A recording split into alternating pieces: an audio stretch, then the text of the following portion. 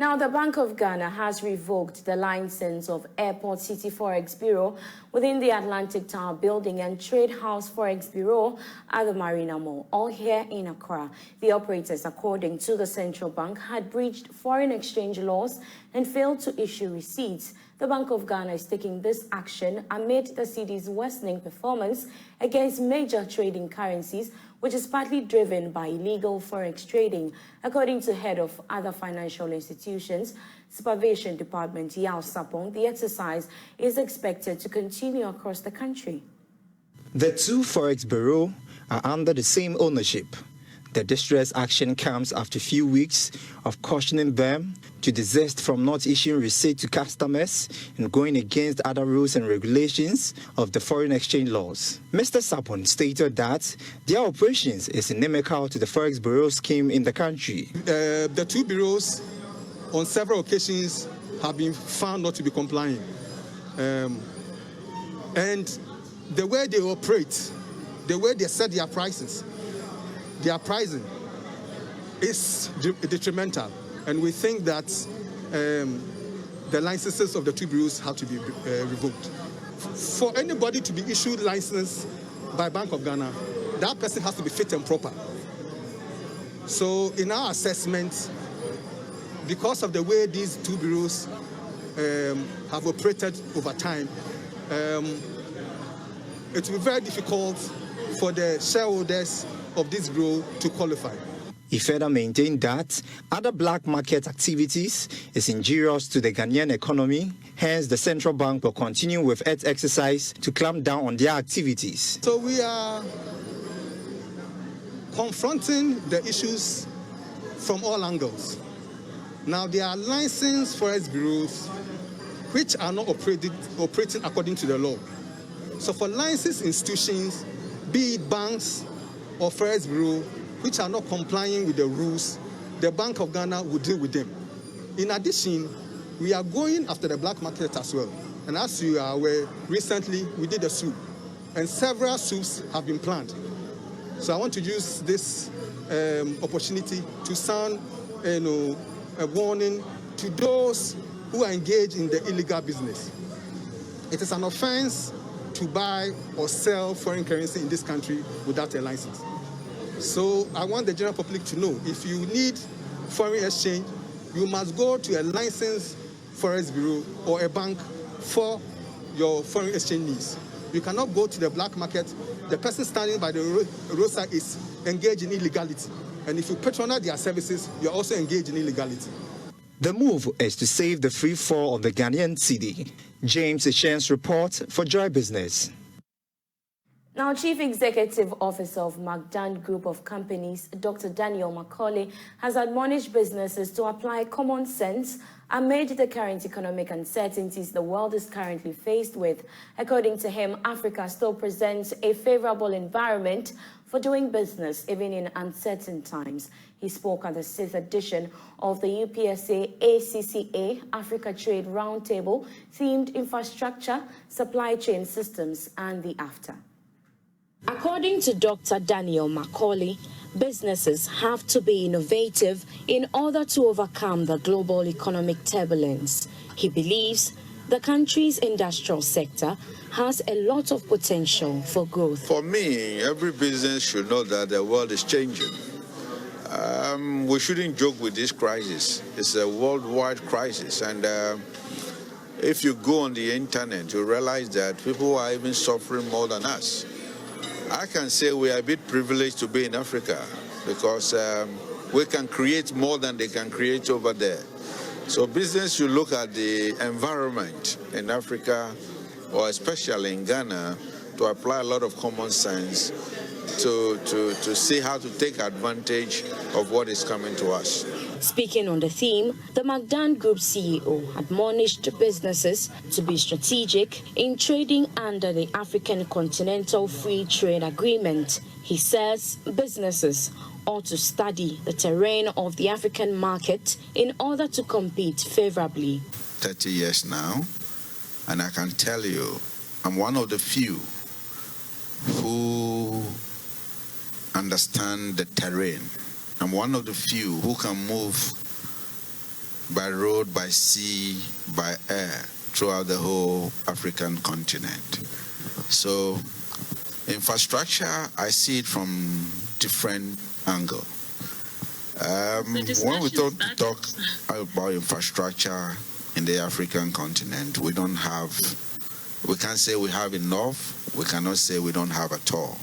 The UPSA African Trade Roundtable brings together intra-African trade experts, government officials, policymakers, among others from across the world to discuss pertinent issues arising out of the AFTA implementation.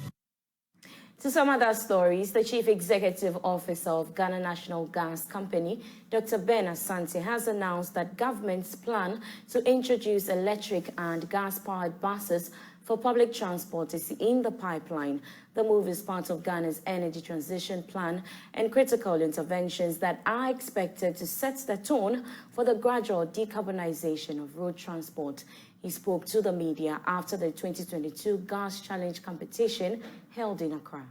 Speaking at the Gas Challenge competition, an initiative organized by the Ghana National Gas Company to increase knowledge in the petroleum industry, Dr. Asante indicated that there are exciting times ahead for the use of gas as a transition fuel to achieve low carbon development. It's actually one of the things that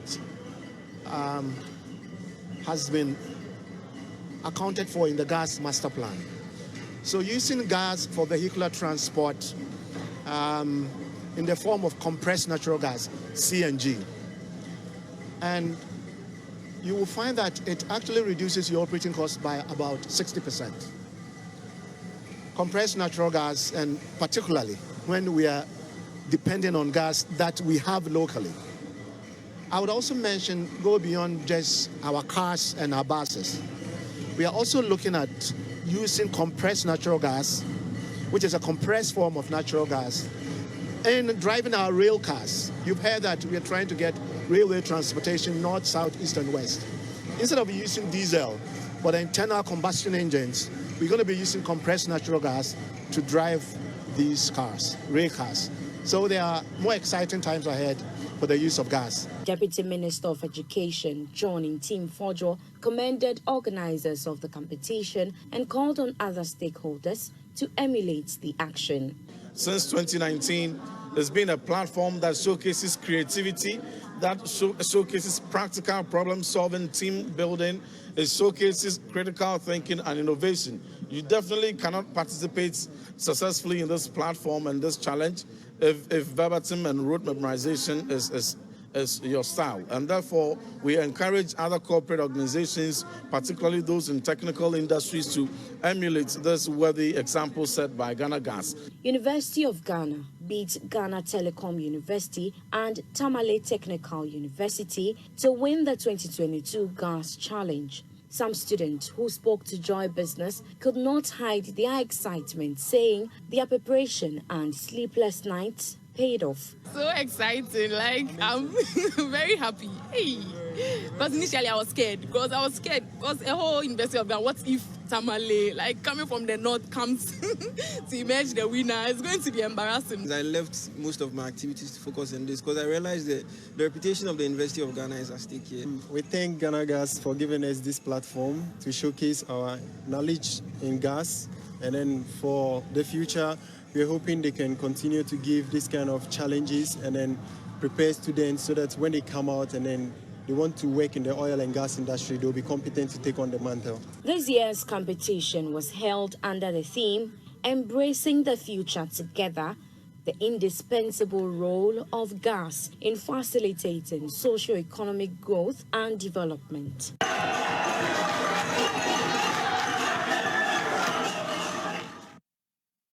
Now, Head of Economic Regulation at the National Petroleum Authority, Ibrahim Abbas Tasunti, has described calls for the removal of the Price Stabilization and Recovery Levy as not realistic. Fuel prices are going up amid economic challenges facing the country.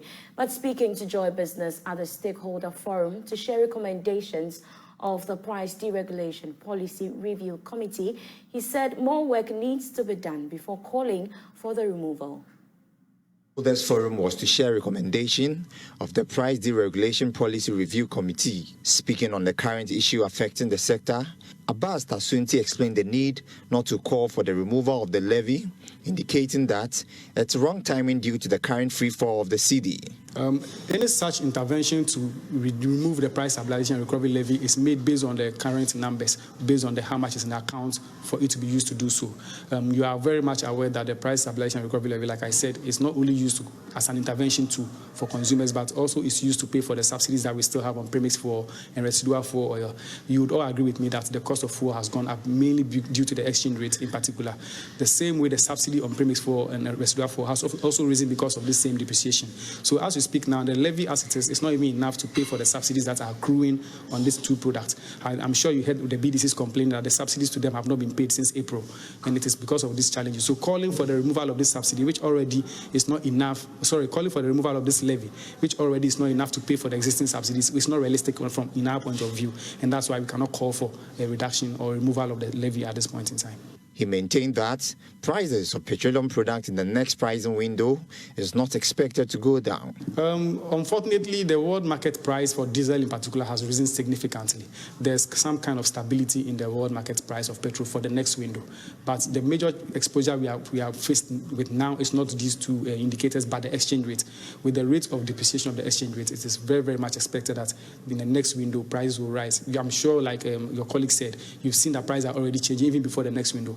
And therefore, we do not expect that with the rise in diesel price on the world market and the serious depreciation of the Ghana cedi as we are seeing, there will be any reduction at the pumps in the next window. So from the price indicators MP has published and the exchange rate you've seen, you will see that it is expected that the next window prices will rise. But because the market is deregulated, as we always say, we'll see how the market, the BDCs, the OMCs respond to the price changes. And then as a regulator, make sure that even though the prices are changing, they are doing so in line with the price, the petroleum pricing formula. The process to deregulate the pricing of petroleum products had been evolving from 2005, when the NPA was set up, until June 15, 2015, when complete deregulation was achieved. Pan-African Business Developers, a development management organization in collaboration with the Ghana Commercial Bank, has trained about 100 traders at Kwabenya Market in business and financial management. Chairman of Biakoye Welfare Association at the market, Thomas Kublenu, described the training as timely to help traders build resilient businesses amid global economic challenges. This training has benefited us a lot because our women, most of them before, they don't know how to keep records of their goods and also how to handle their finances. But with this training, it has given us the insight of how to keep records. When you are selling, you know how to go by everything. And it has also come at the right time because Ghana, as we are now, we all know that we are in a financial crisis. So this training has given us the idea how to go about our finances.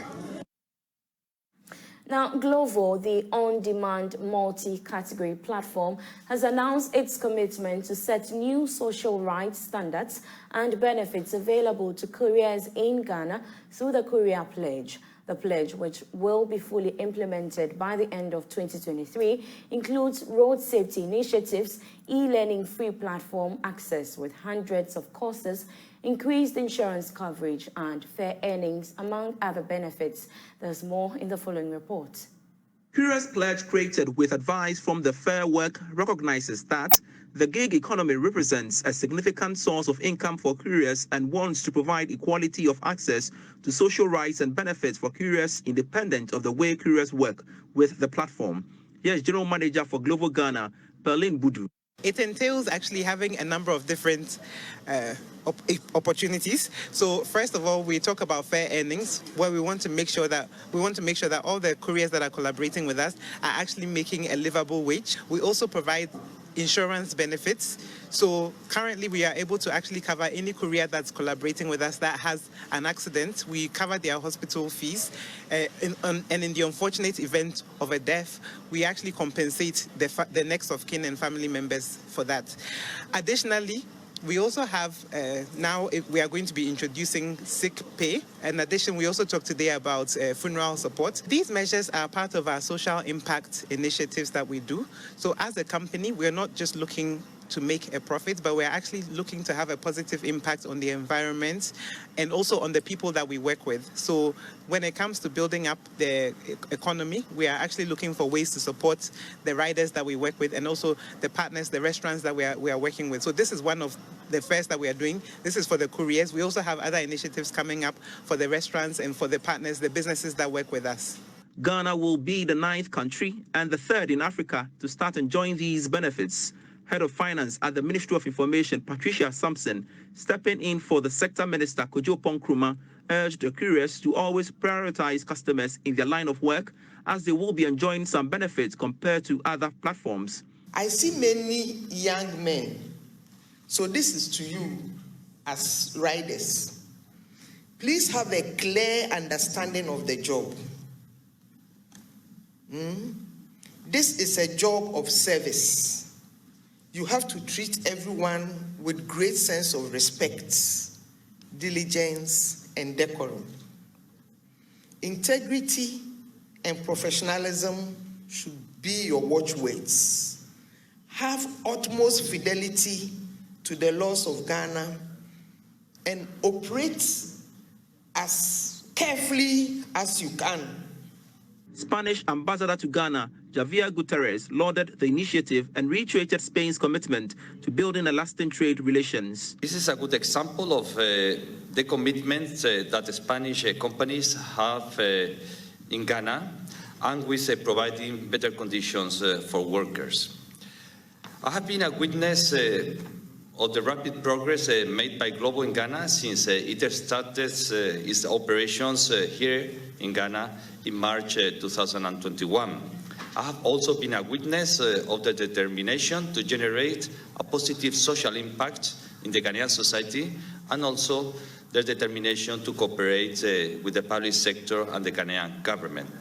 For instance, Globo puts a strong emphasis on creating jobs for the youth, on facilitating access to technology as well as digitalization and on social projects.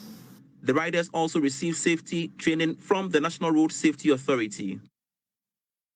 Now, as part of moves to help cushion workers against current economic challenges, Access Bank Ghana says it will continue to bring out innovative products to support Ghanaians. The bank today launched its triple salary promo.